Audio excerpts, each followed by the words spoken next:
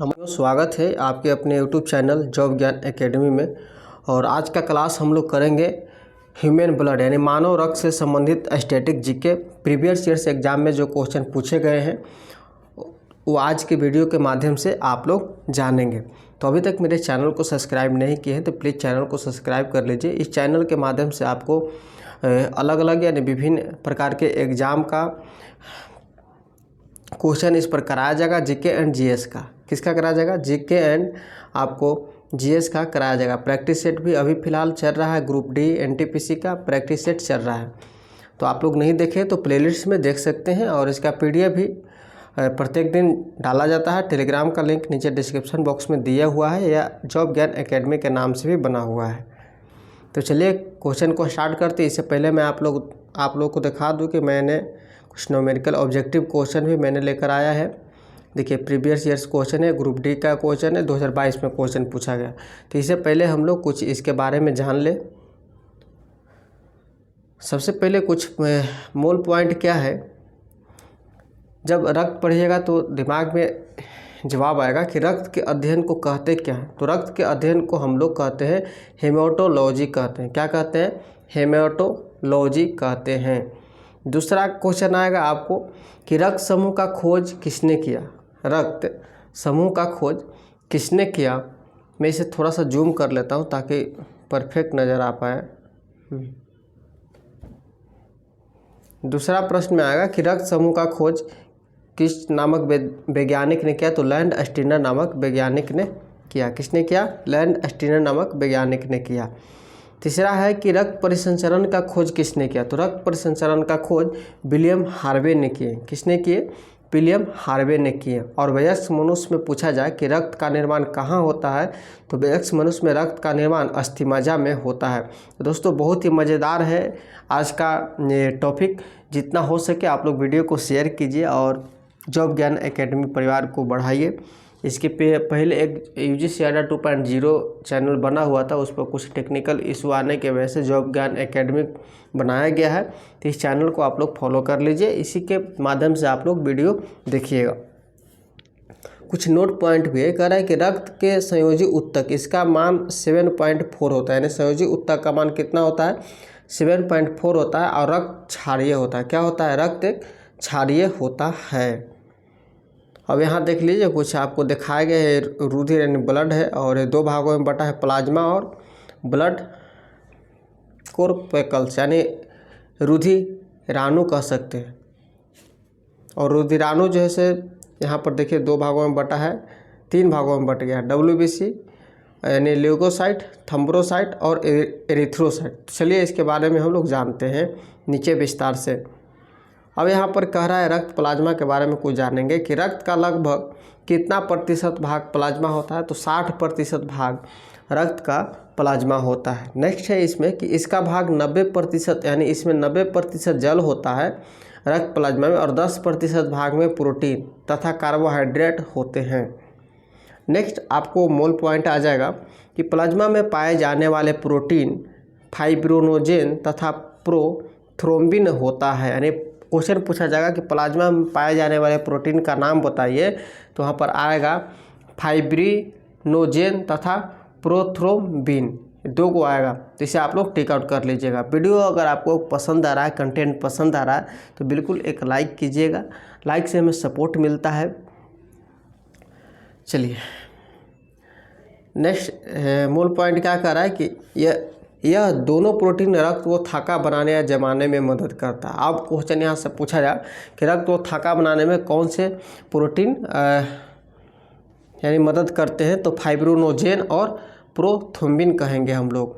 और विटामिन के रक्त को थाका बनाता है। कहेगा कि किस विटामिन की कमी से रक्त का थाका नहीं बनता है? तो विटामिन के की कमी से रक्त का थाका नहीं बनता है। और विटामिन के का रासायनिक नाम पूछा जाएगा तो फाइलोक्विनोन होता है। क्या होता है? फाइलोक्विनोन होता है। और इसका रासायनिक सूत्र भी होता है, क्या होता है? तो C31H4602 होता है। कितना होता है? C31H4602 होता है। यहाँ पर कुछ लिखने में हम लोग एरर हो गया है, टाइपिंग एरर। नेक्स्ट है कि विटामिन के। अब विटामिन के किस में पाया जाएगा, तो विटामिन के हरी पत्तेदार सब्जियों में मिलेगा, आपको ब्रोकली में मिलेगा, पालक में मिलेगा, यानी हरी पत्तेदार यानी साग में मिल जाएगा, ब्रोकली पालक ये सब साग का ही चीज़ है। चलिए नेक्स्ट पॉइंट की ओर हम लोग बढ़ते हैं और इसमें हम लोग जानेंगे लाल रक्त कणिकाएं, रेड ब्लड कॉर्पसल्स के बारे में जानेंगे। क्या करा है कि रुधिराणु का 99% भाग आरबीसी होता है। रुधिराणु का कितना प्रतिशत भाग आरबीसी होता है, तो 99% भाग आरबीसी होता है। नेक्स्ट है कि आरबीसी की कुल संख्या कितना लाख होती है, तो आरबीसी की कुल संख्या 5 मिलियन यानी 50 लाख होती है। नेक्स्ट है कि आरबीसी का जीवन काल 120 दिन होता है। कितना होता है जी, तो आरबीसी का जीवन काल 120 दिन होता है। इसका निर्माण अस्थिमज्जा में होता है। कहाँ में होता है, इसका निर्माण अस्थिमज्जा में होता है। नेक्स्ट है कि हीमोग्लोबिन में लोहा पाया जाता है। अब से क्वेश्चन पूछा जाएगा कि हीमोग्लोबिन में क्या पाया जाता है, तो लोहा पाया जाता है। और हीमोग्लोबिन पुरुष में जो है यानी 14.9 ग्राम और महिला में 13.9 ग्राम होता है। नेक्स्ट मोल पॉइंट क्या करा है कि आरबीसी की संख्या को हम लोग हीमोसाइटोमीटर के द्वारा मापते हैं। क्वेश्चन आएगा कि आरबीसी की संख्या को किसके द्वारा मापते हैं, तो आरबीसी की संख्या को हीमोसाइटोमीटर के द्वारा मापते हैं। बहुत ही इंपॉर्टेंट पॉइंट है। नेक्स्ट है रिमार्क में कि हीमोग्लोबिन के कमी के कारण एनीमिया नामक रोग होता है। कौन सा रोग होता है, जब हीमोग्लोबिन की कमी होगा तो एनीमिया नामक रोग होगा, यानी रक्तहीनता उसे हम लोग बोलते हैं दूसरा नाम। नेक्स्ट है कि रक्त का थक्का बनना। चलिए इसमें क्या कह रहा है कि शरीर में किसी कटे स्थान पर, जैसे ब्रेन हेमरेज होता है ना, उसमें हम बताते हैं इसमें क्या क्या होता है कि रक्त में किसी कटे स्थान पर रक्त का जम जाना ही रक्त का थाका या क्लोटिंग कहलाता है। क्लोटिंग डॉक्टरी भाषा में बोलता है कि क्लोटिंग अभी है, बहुत ज़्यादा क्लोटिंग है, यानी रक्त का थाका जम गया है कटे हुए स्थान पर। क्यों होता है, जैसे रिमार्क में एक है मूल पॉइंट है कि ब्रेन हेमरेज में नसों का फटना के, यानी ब्रेन हेमरेज के कारण विटामिन के है, ठीक है, नसों का फटना। शरीर के अंदर यदि रक्त जम जाए तो व्यक्ति की मृत्यु हो जाएगी, यानी ब्रेन के अंदर रक्त जम जाए तो व्यक्ति की मृत्यु हो जाएगी। रक्त के अंदर हेपरिन नामक प्रोटीन पाया जाता है। आपसे क्वेश्चन आएगा, इंपॉर्टेंट पॉइंट है कि रक्त के अंदर कौन से नामक प्रोटीन पाया जाता है, तो हेपरिन नामक प्रोटीन पाया जाता है, जो शरीर के अंदर रक्त को जमने से रोकता है, जो शरीर के अंदर रक्त को जमने से रोकता है। यह हेपरिन वायु के संपर्क में आते ही निष्क्रिय हो जाती है ताकि खून का थाका बन सके। हेपरिन का काम क्या है, वायु के संपर्क में जैसे ही आएगा वो खून का थक्का बनाना शुरू कर देगा। इसीलिए देखते हो कहीं पर आप गिरते होंगे तो ब्लड आता है, जैसे वायु की क्रिया में आता है, संपर्क में आता है, तो वहाँ पर थक्का बनना शुरू हो जाता है। तो हेपरिन का काम यही है। नेक्स्ट जैसे हीमोफीलिया एक अनुवांशिक रोग है। इसके बारे में जाने तो हीमोफीलिया एक अनुवांशिक रोग है। इस रोग में खून का थक्का नहीं बनता है, किसी किसी को खून का थक्का नहीं बनता है, तो उनको कौन सा रोग रहता है, हीमोफीलिया एक अनुवांशिक रोग है। अतः कटने पर रक्त बहाव नहीं रुकेगा। यह बीमारी इंग्लैंड की महारानी एलिजाबेथ से प्रारंभ हुई थी। जब कटेगा तो रक्त का बहाव नहीं रुकेगा। यह बीमारी इंग्लैंड की महारानी कौन, एलिजाबेथ से प्रारंभ हुआ। तो चलिए कुछ और भी इम्पोर्टेंट फैक्ट है जान लेते हैं। कह रहा है कि WC को ल्यूकोसाइट भी कहते हैं। WC को हम लोग ल्यूकोसाइट भी कहते हैं। इसका जीवन काल 2 से 5 दिन का होता है। आपसे क्वेश्चन आएगा कि WC को यानी ल्यूकोसाइट भी कहते हैं, यानी WC का दूसरा नाम ल्यूकोसाइट, और इसका जीवन काल कितना होता है, तो 2 से 5 दिन होता है। और शरीर का सिपाही भी किसको कहा जाता है, WBC को कहा जाता है। किसे कहा जाता है, WBC को शरीर का सिपाही कहा जाता है। यह हमें संक्रमण बीमारी से बचाता है। किससे बचाता है जी, संक्रमण बीमारी से बचाता है, इसीलिए हम लोग शरीर का सिपाही कहते हैं। नेक्स्ट है कि रक्त पचे हुए भोज्य पदार्थ का परिवहन भी करता है WBC। रक्त है जो पचे हुए भोज्य पदार्थ का परिवहन भी करता है। नेक्स्ट है कि रक्त का थक्का यानी 2 से 5 मिनट बनने की क्रिया को कैस्केडिंग कहते हैं। ना कहते हैं कि रक्त का थक्का यानी 2 से 5 मिनट में बन रहा है तो उसे कैस्केडिंग कहते हैं। यानी ब्लड बैंक में ब्लड जहाँ पर आप देखेंगे हॉस्पिटल में ब्लड बैंक रहता है, रक्त संग्रह केंद्र रहता है, तो वहाँ पर 40 डिग्री फ़ारेनहाइट पर रखा जाता है। कितने पर, 40 डिग्री फ़ारेनहाइट पर ब्लड बैंक में रक्त को रखा जाता है। मूल पॉइंट है। नेक्स्ट रिमार्क में एक व्यक्ति एक बार में 1 यूनिट अर्थात 200 ml रक्तदान कर सकता है। क्वेश्चन आप लोग को भी लगता होगा, एक व्यक्ति कहीं कहीं सुनते होंगे कि 1 यूनिट हम रक्तदान कर रहे हैं, यानी 200 ml रक्तदान करता है, यानी 250 ml में 50 ml कम। नेक्स्ट रिमार्क है कि O- भी नगरा कहता है, O नेगेटिव वाले रक्त को सर्वदाता कहा जाता है। क्या कहा जाता है? सर्वदाता कहा जाता है, यानी यूनिवर्सल डोनर कहा जाता है, क्योंकि इसमें सभी प्रकार के एंटीजन तथा RH पाया जाता है। O नेगेटिव वाले में सभी प्रकार के एंटीजन तथा RH पाया जाता है। चलिए अब हम कुछ ऑब्जेक्टिव क्वेश्चन कर ले, इससे जुड़े हुए चीज़। क्वेश्चन है आपके सामने कि हाँ, यदि मेरा पढ़ाया हुआ अभी तक पसंद आया है तो प्लीज़ एक लाइक ज़रूर कीजिए, और दोस्तों के पास बिल्कुल इस वीडियो को हो सके तो जितना से ज़्यादा आप लोग शेयर कीजिए, ताकि उन लोगों को लाभ मिल सके, और लाइक ज़रूर कीजिए। चलिए इसका जवाब दीजिए कि रक्त का इनमें से कौन सा घटक प्रतिरक्षा को बढ़ावा देता है और कीटाणुओं से लड़ने में शरीर की मदद करता है। ये देखिए दोस्तों कि ग्रुप डी का सवाल है, 2022 में एग्ज़ाम हुआ था, उसमें एक क्वेश्चन पूछा गया था। क्वेश्चन क्या कह रहा है कि रक्त का इनमें से कौन सा घटक प्रतिरक्षा को बढ़ावा देता है और कीटाणुओं से लड़ने में शरीर की मदद करता है। तो आपको सही जवाब यहाँ पर होगा श्वेत रक्त कणिकाएं। WBC अभी हम लोगों ने पढ़ रहा था कि WBC जो है वो हमें कीटाणुओं से लड़ने में मदद करता है, तो श्वेत रक्त कणिकाएं। नेक्स्ट सवाल की ओर हम लोग चलेंगे। सवाल है सवाल नंबर 2 कि मानव हृदय में फुफ्फुसिया शिरा किससे जुड़ी होती है। तो मानव हृदय में फुफ्फुसिया जो शिरा है वह बाएं अलिंद से जुड़ी होती है। किससे जुड़ी हुई रहती है?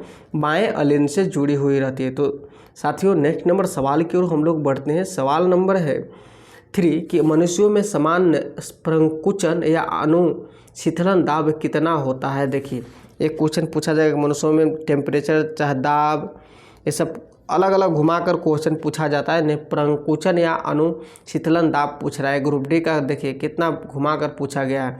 कितना होता है सभी लोग जानते होंगे, 120/80 होता है। कितना होता है जी? 120 mm/80 mm होता है। ऑप्शन नंबर डी आपका सही होगा। नेक्स्ट नंबर सवाल है कि रक्त का निम्नलिखित में से कौन सा घटक थक्कों का निर्माण में सहायक होता है। अभी हम लोगों ने पढ़ा कि रक्त में थक्का बनने में कौन से सहायक होते हैं। ये होते हैं आपको बिम्बाणु, प्लेटलेट्स होते हैं। कौन होते हैं? बिम्बाणु। रक्त को थक्का बनाने में मदद करता है। नेक्स्ट नंबर सवाल की ओर हम लोग चलेंगे। सवाल है निम्न में से कौन सा पूरे शरीर में संचारित होता है और चोट वाले स्थान रक्त का थक्का बनने में मदद करके रिसाव को बंद करता है। बहुत ही अच्छा प्रश्न है। कह रहा है कि निम्न में से कौन सा पूरे शरीर में संचारित होता है और चोट वाले स्थान रक्त का थक्का बनाने में मदद करके रिसाव को बंद करता है। ऑप्शन नंबर ए प्लेटलेट्स का काम है। किसका है? प्लेटलेट्स का काम है। और इसका PDF भी आपको मिल जाएगा, नीचे टेलीग्राम का लिंक दिया हुआ है, या जॉब ज्ञान एकेडमी भी सर्च कीजिएगा तो आ जाएगा। नेक्स्ट ये सवाल है आपका कि उच्च रक्तचाप यानी हाई ब्लड प्रेशर को अति रक्तदाब भी कहा जाता है, हाइपरटेंशन भी कहा जाता है, जो किसके कारण होता है? हाइपरटेंशन किसके कारण होता है? ये होता है धमनियों के संकुचन के कारण होता है। ऑप्शन नंबर आपका बी सही हो जाएगा। क्या हो जाएगा? Option number B. नेक्स्ट सवाल है कि छोटी आंत के अवशोषण